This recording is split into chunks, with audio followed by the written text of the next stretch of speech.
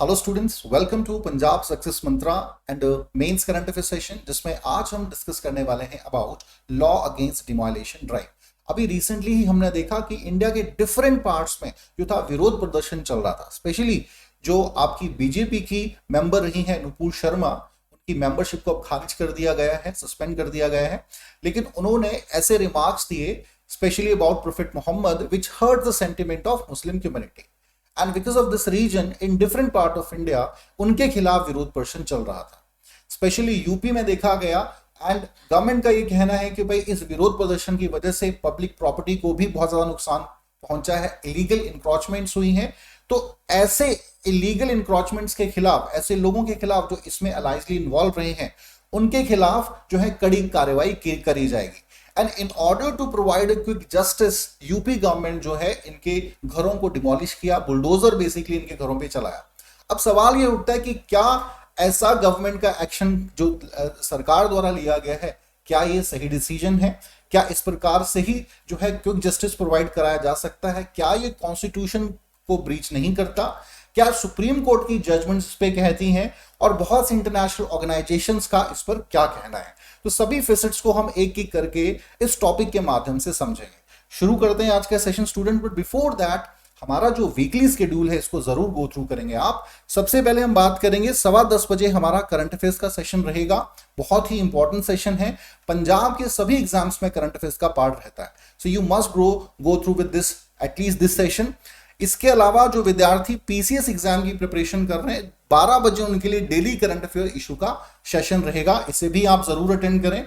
Then daily 10 MCQs revision session है हमारा, ये भी प्रीलिम्स एग्जाम्स के लिए काफी हेल्पफुल रहेगा जो स्टूडेंट्स पीसीएस एग्जाम्स की प्रिपरेशन कर रहे हैं। Other than this, Punjab GK को कवर करने के लिए वन लाइनर पंजाब जीके का सेशन हमारा 3 बजे रहेगा। इसके अलावा हमारा YouTube शॉर्ट्स जिसमें मोटिवेशनल वीडियोस हैं, स्ट्रेटेजी वीडियोस हैं पर्टेनिंग टू डिफरेंट सब्जेक्ट्स, इन्हें भी आप देख सकते हैं, so that you got an idea कि भाई कैसे पर्टिकुलर एग्जाम्स की आपको तैयारी करनी है। इसके अलावा 10 MCQ जो है हम PPSC एंड PSSB एग्जाम्स की जो स्टूडेंट्स प्रिपरेशन कर रहे हैं उनके लिए 6 बजे हमारा सेशन रहेगा, इस सेशन को भी आप जरूर अटेंड करें। रात को 9 बजे हमारा स्ट्रेटेजी एंड प्रमोशनल वीडियो है, इसे भी आप अटेंड कर सकते हैं। इसके अलावा सैटरडे को हमारा जो है मैराथन सेशन रहता है, जिसमें सभी टीचर्स के लेक्चर जो हैं वो आप देख सकते हैं। So this is basically our weekly schedule, जिसे आप जरूर फॉलो करें। Now talk about our today's lecture. So now recently what we have seen that कि भाई डिफरेंट रीजन्स जो है इंडिया में, जो अभी नुपुर शर्मा ने स्टेटमेंट दी है, इवन इंटरनेशनल जो OIC जैसी ऑर्गेनाइजेशन है, डिफरेंट नेशंस भी जो इस्लामिक नेशंस है वो भी प्रेशर डाल रहे हैं भारत के कि भारत जो है माफी मांगे इससे संबंधित। और इंडिया में जो मुस्लिम कम्युनिटी है वो भी काफी ज्यादा जो है उग्र हुई है इस स्पेशली जो रिमार्क्स नुपुर शर्मा ने दिए थे उसके खिलाफ। तो इसकी वजह से क्या हुआ कि बहुत से जगहों पर जो था पब्लिक प्रॉपर्टी को नुकसान भी पहुंचा है, इलीगल इंक्रोचमेंट्स भी हुई हैं, और इसी के अगेन जो है सरकार ने कड़े तेवर भी दिखाए। लेकिन क्या ये सही था, ये प्रश्न हमारे सामने है। Now we can talk about our constitutional status first.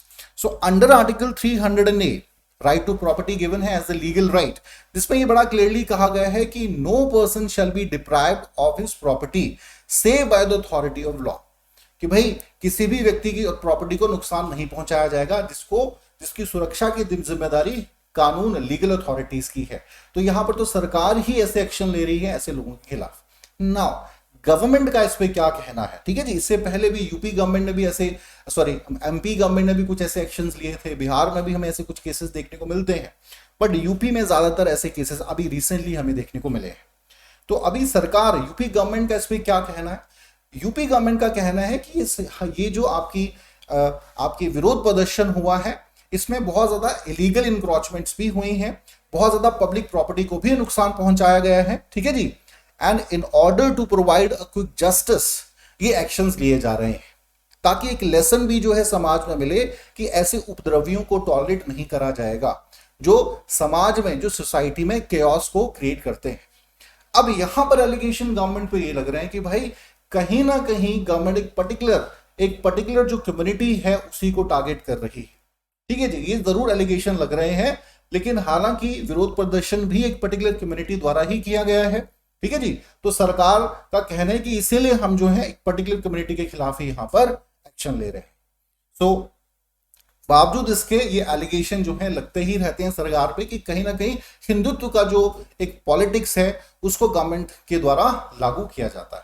चलिए, ये तो हमने बात कर ली कि रीजन क्या थे एक्शंस के, कॉन्स्टिट्यूशनल स्टेटस क्या है। अब हम बात करेंगे कि भाई डिमोलिशन ड्राइव की वजह से कौन कौन से ऐसे रीजन्स हैं जो प्रॉब्लमेटिक हो सकते हैं, इंटरनेशनल ऑर्गेनाइजेशन डिफरेंस है, उनमें क्या क्या प्रोविजंस हैं pertaining to the rights of the people. Alright, तो सबसे पहले हम बात करेंगे भाई right to adequate housing. So it's basically a fundamental right. Under Article 21 of the Constitution, right to educate housing का अधिकार दिया गया है, मतलब आपके ये मौलिक अधिकार है। तो कैसे जो है एक फंडामेंटल राइट को, जो कि हमारे कॉन्स्टिट्यूशन का एक अभिन्न अंग है, उसको उसके खिलाफ जो है गवर्नमेंट जो है कार्रवाई कर सकती है। It is somewhere the breach of the constitution, ठीक है जी। तो ये एक सवाल जरूर है, इस पर उठाया गया है। सेकेंड है, there is an international organisation like international covenant on economic, social and cultural rights, ठीक है जी। बहुत ही इंपॉर्टेंट ये संस्था है।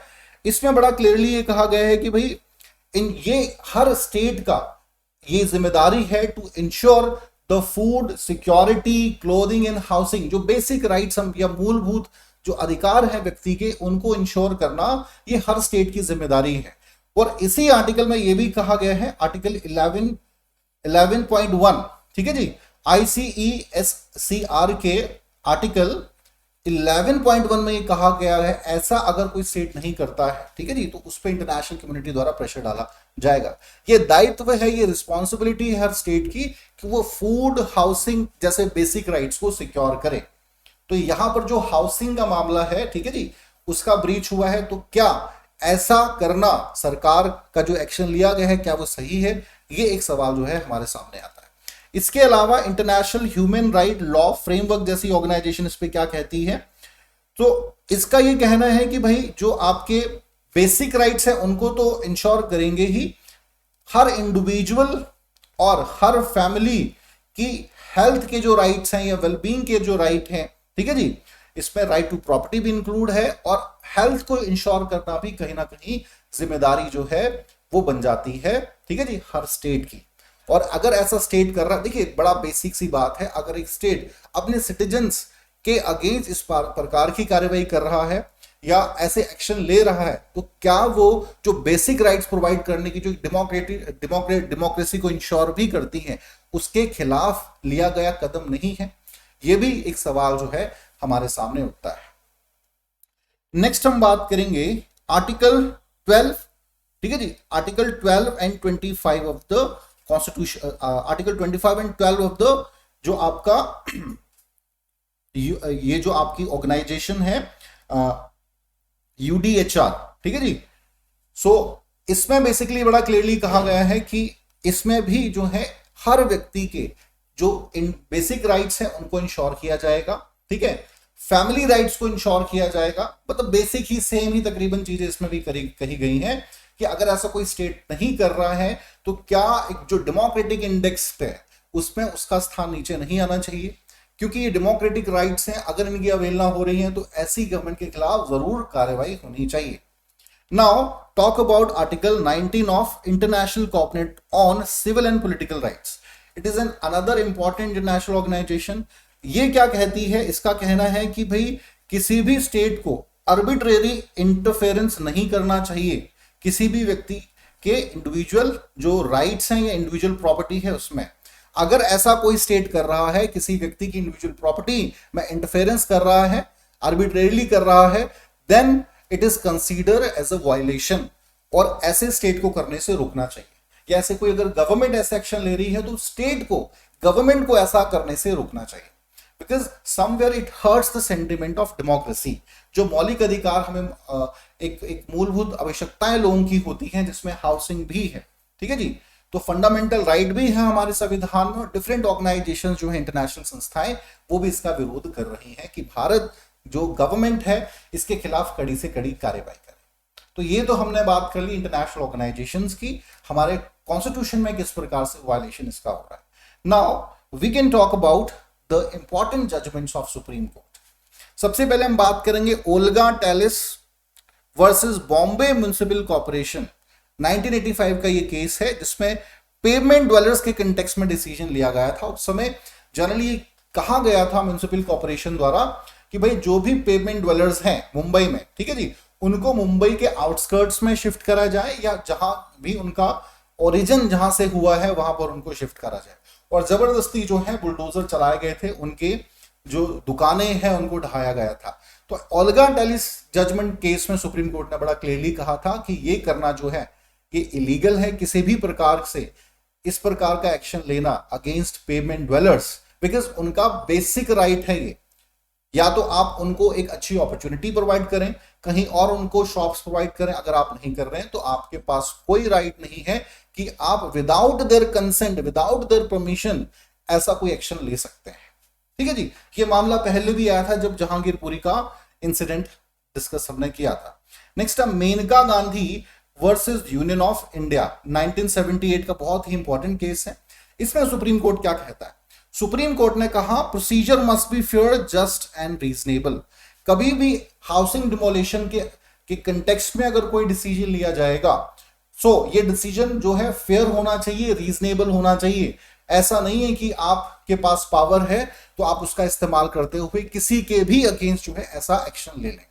देखिए, ऐसा तो नहीं है कि सिर्फ मुस्लिम कम्युनिटी द्वारा ही जो है इस प्रकार के इंक्रोचमेंट, इलीगल इंक्रोचमेंट्स हुई हैं, अदर कम्युनिटीज द्वारा भी करी गई हैं। तो क्या तब गवर्नमेंट ने उन कम्युनिटीज के खिलाफ ऐसा कोई एक्शन लिया है?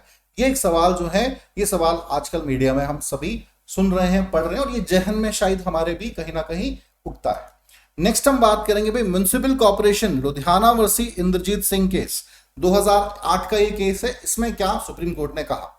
इसमें सुप्रीम कोर्ट ने कहा no authority can directly proceed with demolition. कोई भी अथॉरिटी भारत में ऐसी नहीं है कि जो डायरेक्टली डिमोलिशन का जो है ऑर्डर दे दे, चाहे वो म्युनिसिपल कॉर्पोरेशन है, स्टेट गवर्नमेंट है या गवर्नमेंट ऑफ इंडिया है। इवन अगर इलीगल कंस्ट्रक्शन भी हुआ है तो भी आप जो है डायरेक्टली डिमोलिशन नहीं कर सकते जाके। उससे पहले जो है अगर कोई इलीगल आपका कंस्ट्रक्शन भी है, उनको बताना पड़ेगा this is basically illegal construction. उनको समय दिया जाएगा, नोटिस दिया जाएगा, उसके बाद ही उनके खिलाफ कार्रवाई कर सकते हैं। ऐसा नहीं कि भाई लोग घरों में रह रहे हैं, आप बुलडोजर लेके आ गए और उनके घरों में चढ़ा दिया। इस प्रकार का एक्शन जो है एक्सेप्टेबल नहीं है। This is what exactly the different statements या सुप्रीम कोर्ट ने अपनी डिफरेंट जजमेंट्स में ये बेसिकली कहा है। सो डिफरेंट एंगल्स जो है अभी तक हम समझ पाए हैं। बेसिकली इट शोज दैट कि जो रीसेंट एक्शंस लिए गए हैं गवर्नमेंट द्वारा कॉन्स्टिट्यूशनली और लीगली, तो कहीं ना कहीं जो है ये सही हमें प्रतीत नहीं होता। हालांकि समाज में इसका क्या विचारधारा है, दो वर्ग हैं समाज में जो एक सपोर्ट भी कर रहे हैं, ठीक है जी, और कुछ एक वर्ग है जो इसके ऑपोजिशन में भी है, जिनका यह मानना है कि भाई लॉ एंड ऑर्डर को जो है सही प्रकार से ही मेंटेन करना चाहिए। इस प्रकार से एक्शंस अगर आप लेंगे इसके नाम पे ये कहते हुए कि भाई हमें क्विक जस्टिस प्रोवाइड करना है, वो कहीं ना कहीं सही नहीं होगा, वो अवहेलना होगी हमारे संविधान की भी। ठीक है जी, चले। सो आई होप स्टूडेंट अच्छे से सभी सेशन को आप समझ पाए होंगे। अब हम थोड़ा सा वे आउट में भी कह सकते हैं, वे फॉरवर्ड में भी कह सकते हैं बातें कि इसके खिलाफ क्या सरकार कर सकती है। सबसे पहले तो गवर्नमेंट को रिस्पेक्ट करना चाहिए, सुप्रीम कोर्ट की जजमेंट्स का भी, जो पुरानी जजमेंट्स डिफरेंट केसेस में दिया है, कॉन्स्टिट्यूशन में हमारे फंडामेंटल राइट्स का सम्मान करना चाहिए, एंड कहीं ना कहीं इंटरनेशनल ऑर्गेनाइजेशंस के जो डिफरेंट आपके आर्टिकल्स हैं या डिफरेंट प्रोविजंस करे गए हैं उनका भी सम्मान होना चाहिए, और उनके अकॉर्डिंग भी जो है कहीं ना कहीं प्रेशर गवर्नमेंट पे जरूर पड़ना चाहिए। ठीक है जी, ये हम कह सकते हैं because this is somewhere against the rule of law. चलिए स्टूडेंट, आज के लिए इतना ही। Now we can just talk about हमारे जो फ्री इनिशिएटिव्स यूट्यूब पर है उनके बारे में जरा थोड़ा बात करेंगे, देन पेड इनिशिएटिव्स को भी हम डिस्कस करेंगे। सो पीपीएससी कोऑपरेटिव इंस्पेक्टर का 75 डेज का हमारा यूट्यूब पर इनिशिएटिव है, इसे आप देख सकते हैं। करंट अफेयर सेशंस आप फॉलो कर सकते हैं यूट्यूब पे, जो कि मेंस एंड प्रीलिम्स दोनों ही एग्जाम्स को के कंटेक्स्ट में है, आपके दोनों ही कंटेक्स्ट को ये फुलफिल कर रहे हैं। देन एनसीईआरटी कोर्स है, 50 लेक्चर्स तकरीबन है एनसीईआरटी के। देखिए NCERT consider the base of journal studies. अगर आप अच्छे से प्रिपरेशन जर्नल स्टडीज को करना चाहते हैं तो एनसीईआरटीज में आपको मास्टरी जरूर रहनी चाहिए। So it's an important part. इसके अलावा प्रीवियस ईयर क्वेश्चन डिस्कशन का भी हमारा अलग से यूट्यूब पे सेशन रहेगा। तो ये सभी सेशंस को आप जरूर फॉलो कर सकते हैं students. Other than this there are certain paid initiatives like 10,000 plus MCQ series हमारी आप कोर्स है हमारा, ठीक है जी, इसे आप फॉलो कर सकते हैं। 999 is the amount of this course. इसके अलावा combo batch for all Punjab government exams 3500 is the amount of this course. Punjab के सभी एग्जाम्स को ये कवर करेगा। पीसीएस की अगर आप पीसीएस एग्जाम की अगर आप प्रिपरेशन करना चाहते हैं तो हमारे कोर्स को आप परचेज कर सकते हैं। 25,000 is the fee of this course. And then quantitative aptitude live batch हमारा है 899 is the amount of this course. किसी भी कोर्स को आप परचेज कर सकते हैं जिन जिन एग्जाम्स की आप प्रिपरेशन कर रहे हैं। तो चलिए स्टूडेंट्स, आज के लिए इतना ही। Thank you very much.